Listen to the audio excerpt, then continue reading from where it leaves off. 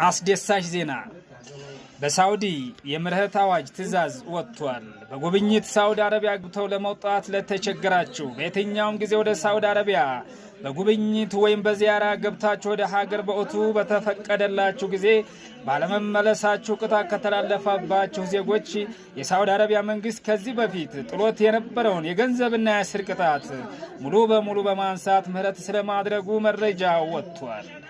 ስለዚህ በዚህ የምህረት መመሪያ መሰረት በጉብኝት ወይም በዚያራ ገብታችሁ ወደ ሀገር መመለስ ለተቸገራችሁ ይህ መረጃ አስደሳች ነው።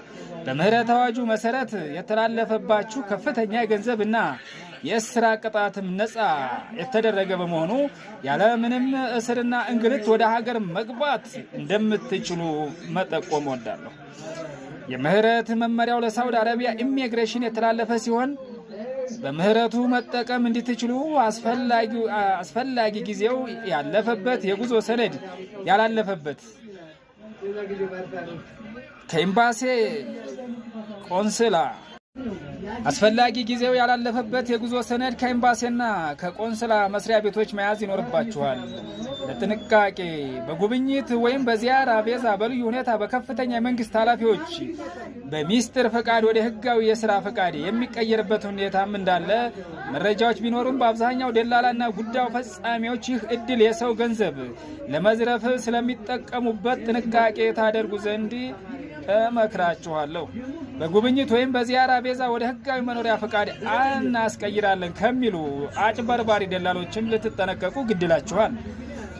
ቅድሚያ ስራውን ሰርታችሁ መኖሪያ ፈቃዱን ከማረጋገጫው ሊያቀርቡና ከዚያም አጣርታችሁ ክፍያ መፈጸም ትችላላችሁ። ኢቃማውን እናሰራላችኋለን ካሉ ማለት ከዚህ ውጪ